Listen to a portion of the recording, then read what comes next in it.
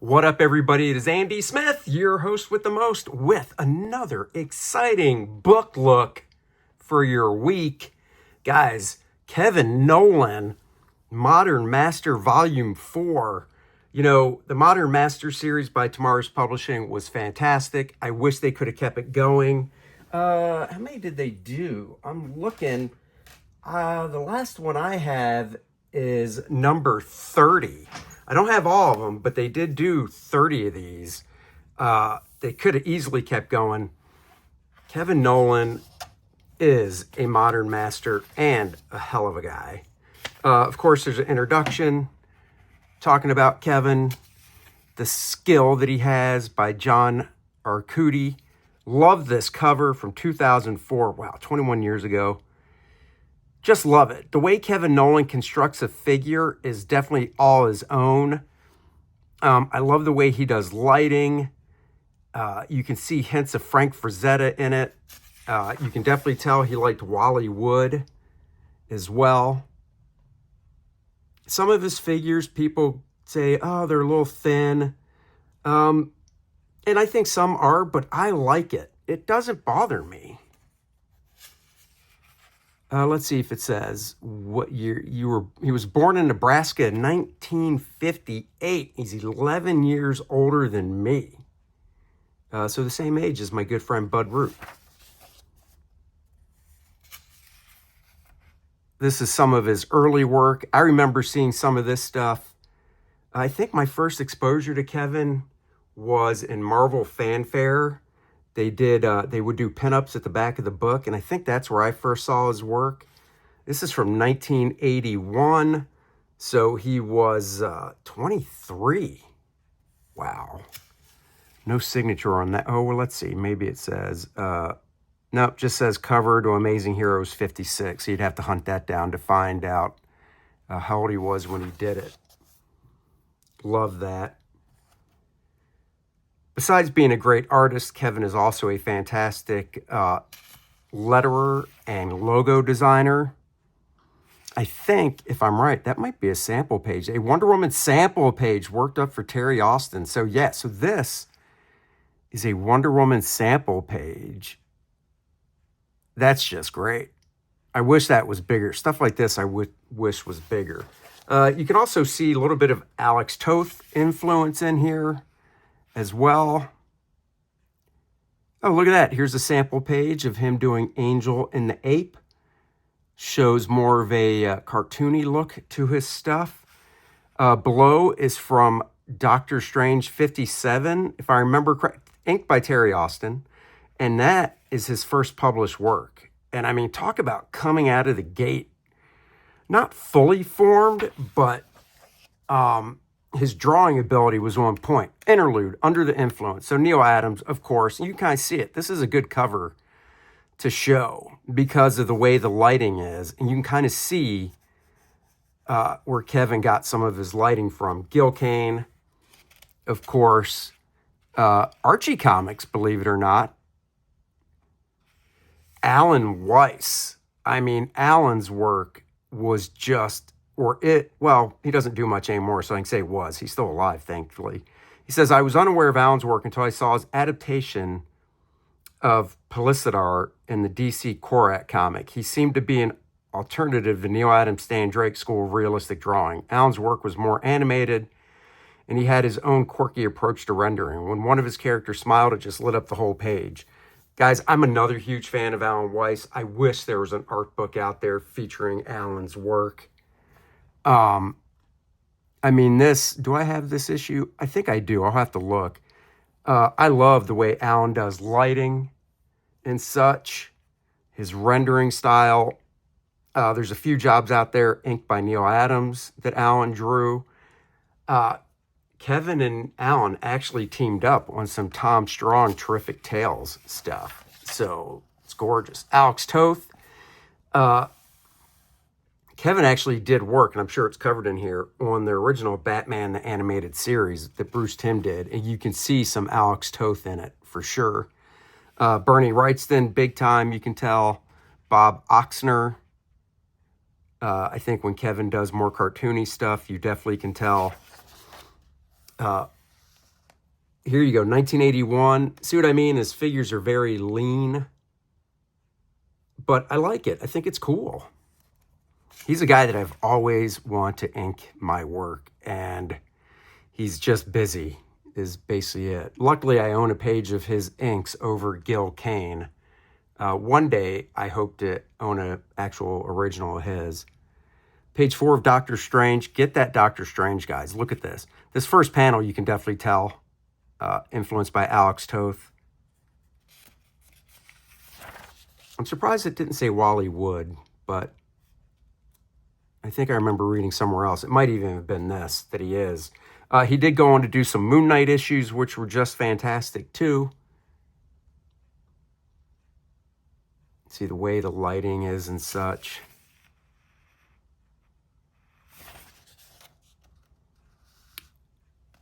Love that Moon Knight. This Batman, let's see.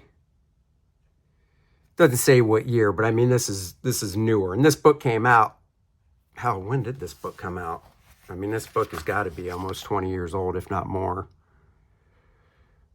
2004. So yeah, this book is 21 years old. So this is right around then. Love it. Just love his Batman. Love the way he does the cowl up here. Just like really like tight and then the cape. Here are his full pencils from a page of the Moon Knight stuff he was doing. I'll have to go back and see if this was just color or if there was something else back there. If not, that is bold. Bold decision. Unless it's filled up with word balloons, but I don't think it is. Ah, great Defenders piece right there. It's the Valkyrie. I just drew the Valkyrie for fun. This little thumbnail, I wish that was bigger. The Streets of Vatican City appeared in National Lampoon 67. Wow. Now this is funny. I got this book in 2004 when it came out, and it says, nope, no fuzzy elves here. The opening splash panel of Chapter 2 of Grimwood's Daughter. Now, yes, when I first saw this, when I bought this book, I was blown away, but I guess not enough to search it out because I never found it. I never even searched for it. And what was I reading? I was reading something recently. Oh, I got his artist edition that just came out, the Marvel artist edition. And it didn't show this because it's not Marvel, but it spoke of it. And I was like, what? So I Googled it, and IDW reprinted it. Oh, here's a sneak peek. I'm doing this next week. So this is a graphic novel in full black and white. This stuff was done in the mid-'80s. So Kevin wasn't even 30 yet when he did the Grimwood stuff. I think he was maybe around, it's probably around 25, 26 when he did it. But it is all black and white. So the lighting is just fantastic. He did it for black and white. That's how it originally came out. It still holds up. So we'll look at that next week. Love this pinup of Daredevil. You can see some Wally Wood in it. Just once again, I just love his lighting, his use of rendering. If you look at Frazetta, you can see some Frazetta-esque. This is from the Grimwood's Daughter as well. You can see what I'm talking about. Lots of heavy shadows because he knew this was being printed in black and white. Up here, these are his layouts. I'm assuming he penciled more before he started inking with the amount of lighting in place, but those are great. Kevin Nolan, one-man art team. That's right, because he pencils, inks. He can do lettering, logo design. This is from one of the Marvel fanfares, I believe, portfolios that he did. Aurora in the new costume John Byrne gave her. So,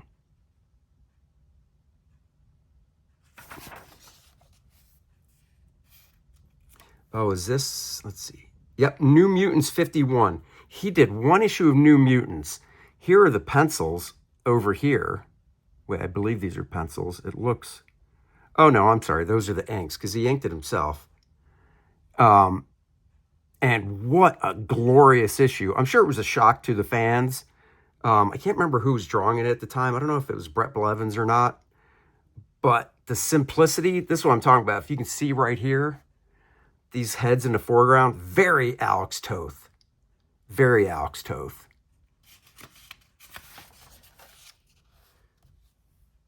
Cover for DC. Just love that.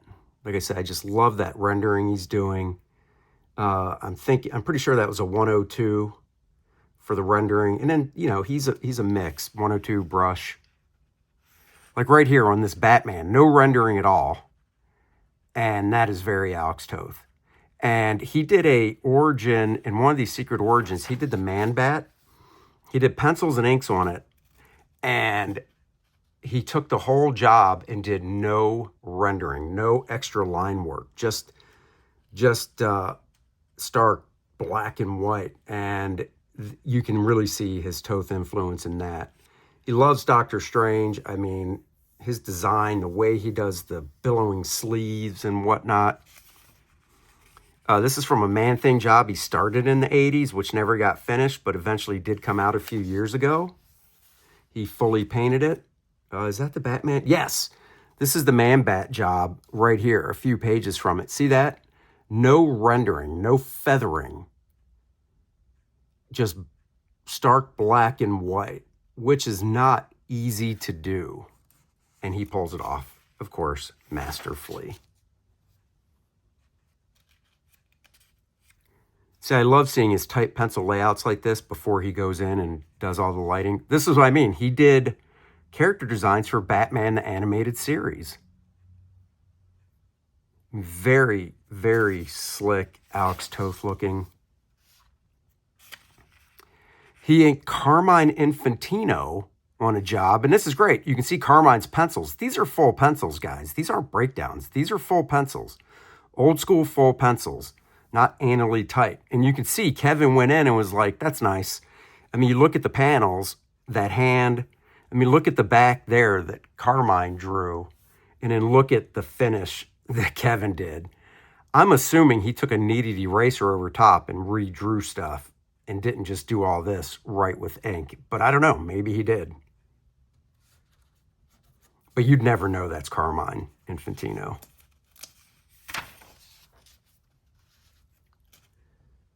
That is from up top, the Hero of the Tale, Dalgota story. Nice cartoon looking. Wonder Woman pinup. Great decisions here. Wonder Woman, besides the black in her hair and her wristbands, she's totally open, no rendering. Very Alex Toth. And then the dude in the background, still very limited rendering.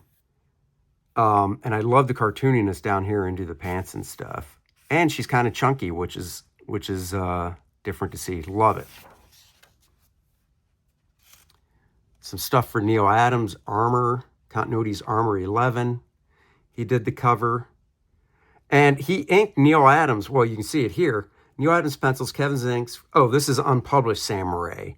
But he did ink some Neil Adams in Batman the Odyssey, along with the great Scott Williams and Bill Sienkiewicz and I think Paul Neary. That might be it. There might have been a few others. Guys, go check that out if you haven't seen it, because his inks over Neil are fantastic. But these, I wish these were printed bigger. I mean, you can see how he changed the wrinkles, which is like, these are full pencils. I mean, why he went in and changed the pencils and didn't just ink it with the Kevin Nolan line work, I don't know, but I wish it would have came out. Fantastic Joker. This is from late 80s Mike penciled a Clayface tale from the hilarious script by Steve Purcell for Secret Origins. It was rejected, though, for being too silly. Did it ever come out? Recently, it looked like the story finally see print. Kevin brought to ink Mike's long-finished pencils, but as yet has not been scheduled. Below is a panel. So I don't know if this has been, in 21 years, I still don't know if this has ever been printed. If you do, let me know, because I'd love to get it. But Mike Mignola pencils, Kevin Nolan inks. I mean, look at that face by Mike. Total Mike face. Total Kevin face. But this is cool because you can see it's different because Mike's stuff is so stylized and it's really tight that Kevin didn't really change. I mean, look at that. That's Mike Mignola. You can tell. You can tell. with Kevin's great line work. Kevin did do ink over Dan Jurgens a number of times on covers, but he also inked him on the Superman Aliens first crossover. Another beautiful job. You can see Dan's stuff, but you can see Kevin's as well. Partial inks there. That's great. This is inked over Gil Kane because there was a one-shot, Wildcats Aliens. Chris Sprouse drew it, and Kevin inked over Chris Sprouse. Now that one, Chris's stuff is so strong, you can really, it's really hard to see a lot of Kevin in it, but you can. But that's a Gil Kane cover. This is inked over Dave Johnson. Kevin, what kind of like on the Superman Alien job, he steamrolled it. And what I mean by that is, if you look at the art and you don't know who drew it, and you just think, oh, Kevin must have penciled this as well as inked it, that's steamrolling it. Because this is Dan Jurgens. This is Dan Jurgens, but it's really hard to tell. This, you can tell Gil Kane because of the twist in the figure. Kevin doesn't usually twist that much with the figures. This, if you would have shown it to me and I didn't know before, I would just assume Kevin did the whole job. So he buried Dave Johnson, which isn't a bad thing. Another example, Doctor Strange Fate, penciled by the great Jose Luis Garcia Lopez. Well, check it out. Kevin inked it. And besides the pose, in the structure of the figure, because Kevin's figures are not as thick, you could just say that was Kevin all the way. This is a great example. I hope it comes through good. Actually, you know what? I'm going to lift it up so you guys can really see. Look on the left bottom panel, the face of the woman. It's beautiful. Jose drew it, looks beautiful, nothing wrong with it. But then on the right-hand side with the inks, Kevin turned it into a profile. Show you what I mean. See that? The head's tilted some, looking down on it. And then right there, it's a straight-up profile. So I just kind of wonder what Kevin was thinking to do that. I don't mind it. I think it's gorgeous either way. And then those top panels, beautiful full pencils. And then really not adding any lighting, just sticking to what Jose did. If you don't have that issue, I don't know what's wrong with you. Go get it. These are more pages from it.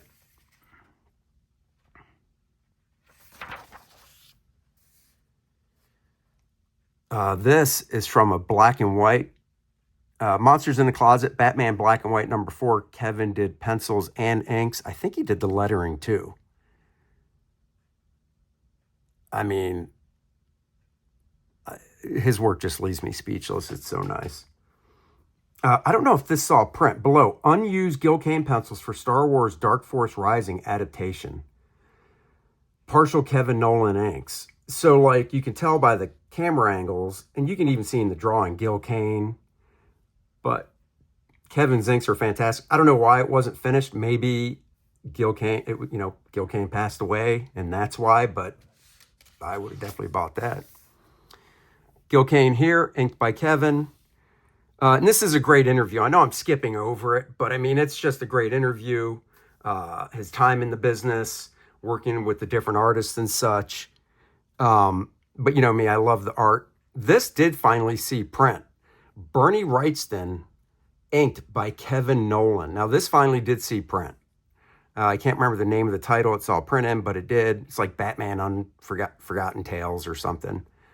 But Bernie's pencils are so tight. You flip over to here, you see the inks, and I mean, you still see Bernie all over that, you know. It does mention he inked Terry Dotson for a story. I don't know if it shows it. This is another Gil Kane job, Distant Fires. I mean, this is just great. These are full pencils that Gil did. Once again, there's no hard lighting on this face. It's pretty much downlit. And Kevin's like, yeah, let's make it dramatic and really sidelight the crap out of it with the light coming from top left. Just great. This is also Gil Kane right here, drawing the 3 major Green Lanterns. Just love that.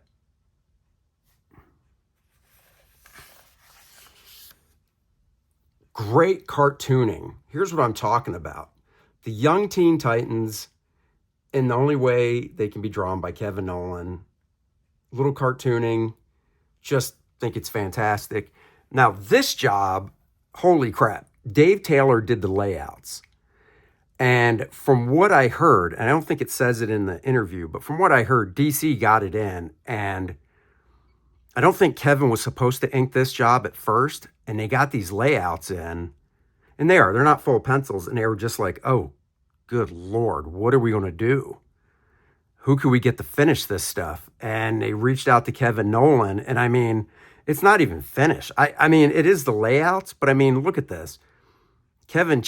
Obviously Kevin redrew the whole figure. You know, his proportions, his structure, redid the cape, nice flowing cape there. The way he did the blacks spotted in the feathering in the cape, changed the whole background, 3-point perspective on the background. You can say Dave gets credit for layouts, just like Keith Giffen got credit for layouts on Justice League back in the day with Adam Hughes, Kevin McGuire, Bart Sears. But Keith's layouts were literally like stick figures.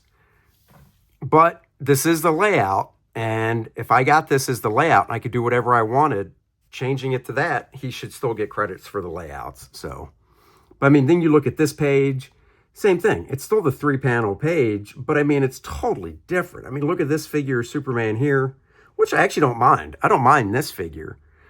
Like if I would have gotten this job, I would have hit it with a kneaded eraser and gone over it. I wouldn't have done that much to it. But it would have been fun to play with. But I mean, it's just, I mean, this is a Kevin Nolan job. And he hasn't drawn Superman that much, so seeing this is just awesome.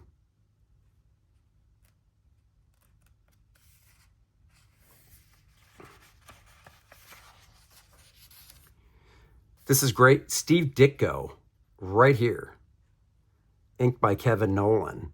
And this is funny because, like, unlike that previous Dave Taylor job, these are basically layouts, but he didn't go in and redraw a ton. Like, what I mean is, the same angle on the building, the same angle of the girl in the tub,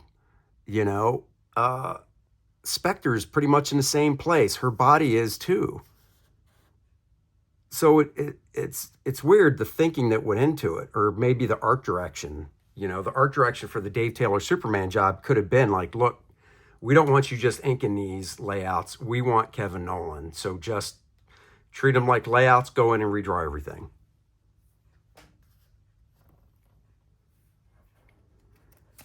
Here's a con sketch. Just great.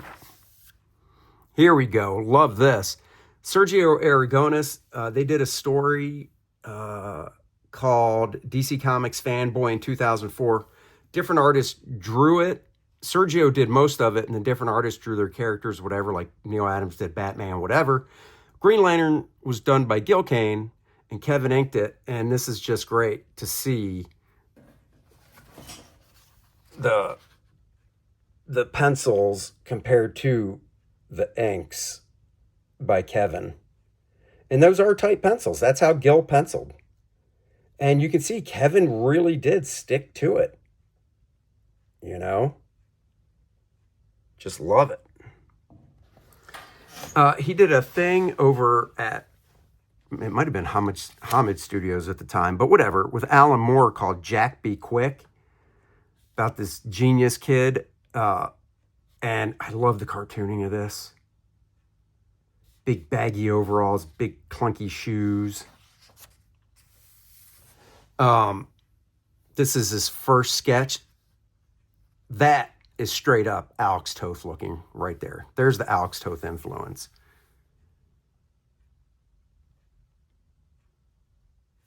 And then just seeing his other shots from it. And here, reference. Got to do a cow? Well, there's reference for a cow. See? Reference, people. Reference. These are great, seeing the pencils and how tight they are before he inks his own work. It's not in here because it came out after, but there's a 3-issue Batman story arc drawn by Jose Luis Garcia Lopez that Kevin Nolan inked. And it is another one that is just gorgeous. This is Pencils and Inks by Kevin. Let me see if it says what it's for. Green Lantern Superman, Legend of the Green Flame. A bunch of different artists worked on it as well. Kevin did some pages in it. And you can see the rough layout up top and then the finished pencils at the bottom. Love the way he does Green Lantern's mask and stuff. Gil Kane again.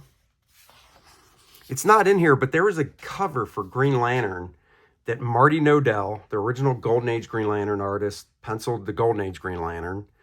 Gil Kane did Hal Jordan, and Darryl Banks drew the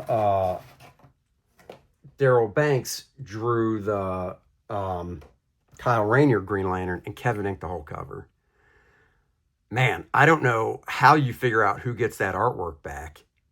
You know, in today's digital age, you could say they would have just had them all draw it separately, then pieced it together. But that was drawn on one original, and I would just be begging to get that back.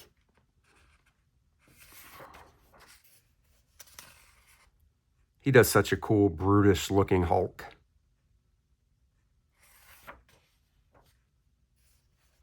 This is from a Superman cover, his pencils. Love it. This is from Gil Kane. Gil Kane, I can't remember the name of the job, but Gil started it, and then, let me think. Gil started it and passed away. And then John Buscema came in. Or is it the other way around? I can't remember. It's from Distant Fires. Oh, no, this is still Distant Fires. Okay, I take it back. I thought that was from a different job. No, this is different. This is Ancient Blood. Yeah, because this is the job that Gil Kane drew, John Buscema drew, Kevin Nolan inked, and one of the guys passed away during it, and that's why the other artist picked it up. Because you can see, here's John Buscema's, maybe it says in the caption. It's not from Conan, John Buscema's pencils and Kevin's inks. It's not Distant Fires, it's Ancient Blood. But this is what I was talking about. So here you go, Alan Weiss, pencils, Kevin Nolan inks. I mean, those guys were a match. Made in heaven. I mean, you look at the way Alan pencils and does lighting. Kevin didn't change anything. I mean, you still look at this and go, oh, Alan Weiss drew that. Of course, duh, it's Alan Weiss. You can tell. So, I mean, those guys, and Alan was an influence on Kevin's work. So here you go. Jose Luis Garcia Lopez, inked by Kevin Nolan.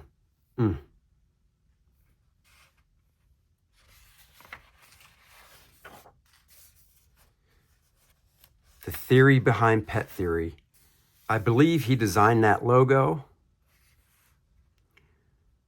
Look at this. This is what I'm talking about. If you look at Frank Frazetta, you can see some of this rendering in Frank Frazetta's work. And if you look at Wally Wood, you can see the sense of the lighting.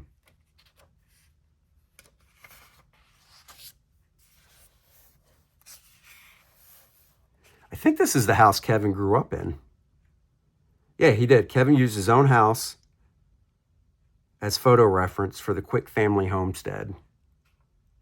I think that's the house he grew up in, not the one he lives in now. Or at least when he drew this.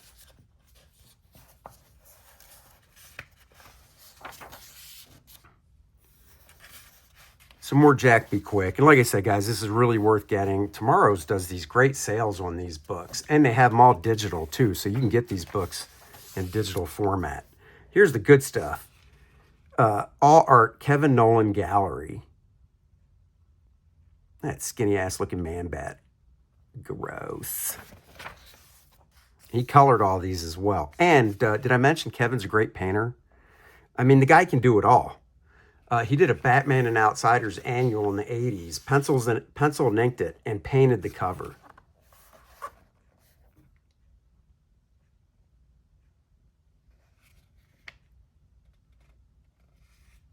I mean, look at those shoes. I don't generally look at shoes when I look at people's artwork, but when they're drawn that well, hell yeah. Here we go. These are pages from, or this is a page from the Man-Thing I was telling you about that he painted. Now this is blue line, so there's ink over top, and then the painting was done on a piece of Bristol, and the blue and the black and white art was on a piece of acetate.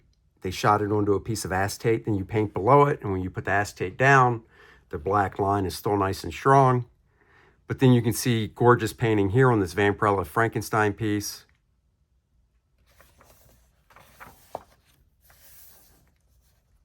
Superman pencil and watercolor. I mean, tell me that's not the perfect Superman.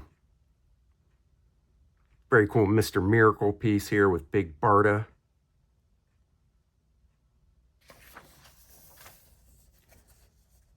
And the black and white stuff.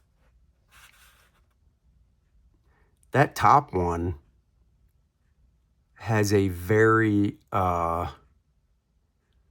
top X-Men piece has a very Mike Mignola look to it. But it's all Kevin. So guys, you know, being a big Green Lantern fan, no mistake. This is my favorite piece in the whole book, this Green Lantern right here. Just love that. I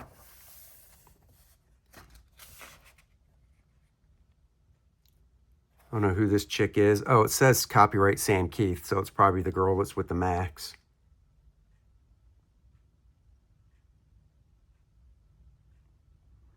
You know, Kevin Nolan, it took a while, but there are those Kevin Nolan guys out there now. Brian Hitch started out more Alan Davis and then definitely transitioned into like super Kevin Nolan. And they're doing a Superman, The Death of Lex Luthor, I believe. DC, their first one came out a couple years ago. It's an 8.5 by 11 graphic novel and 3-parter. And then it hasn't been out. Well, DC just put out the first one again this past week because number 2, the whole thing's done. So number 2 comes out in a month and Kevin's inking it over Brian Hitch. It's gorgeous. And Kevin's inked Brian Hitch on some Batman stuff. He's inked him on Hawkman stuff, other stuff. They make a great pairing because Brian Hitch is moving his stuff that way when it comes to the way he does lighting and such. Love this Batman.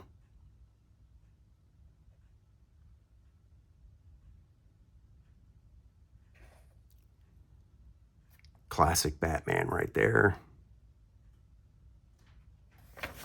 And then Kevin did some work. He did a great short Incredible Hulk job a few years ago in an anthology Hulk book, which is great. See, this is more Alex Tothe. Dead weight lines, really no rendering, high contrast black and white. Oh, Yannick Paquette. He's another artist that is very influenced by Kevin Nolan. I don't know if they've ever worked together, though, but very influenced.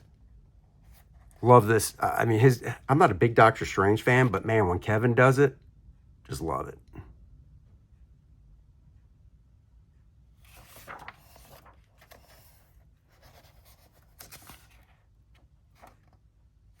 Beautiful stuff. So there you go, guys. And this was number 4. So at the time, they only had 4 of them out. And I've got all these. Davis, George Perez, Bruce Timm, Kevin Nolan. If you're a fan, you need to get this book. Use this on the back of the book to hunt stuff down. This is the Batman and Outsiders annual I was talking about. This Legends of the DC Universe. He inked the interior job over Terry Dotson. Our buddy Dan Lawless, his first pencil job for Marvel was in Strange Tales, not this issue, but Kevin Nolan inked him. How lucky is that guy? All right, guys, there you go. Thank you for joining me for this week's book look. Choreograph the Awakening, the campaign is closed. I hope you didn't miss it. The book is officially at the printer. We've got minifigures in my office now. We've got t-shirts. We've got the collector boxes. I just got in the manga and digest versions from the printer and Choreograph the Awakening, the layouts. So there you go, guys. Shipping soon. Next week, I'm going to go through this one. It is gorgeous. Don't go look first and spoil it. Wait for me. See you next time, guys. Like, subscribe, and share, of course. Check out coredraft.com, andysmithart.com. Links are in the description. I'll catch you guys later. Bye-bye.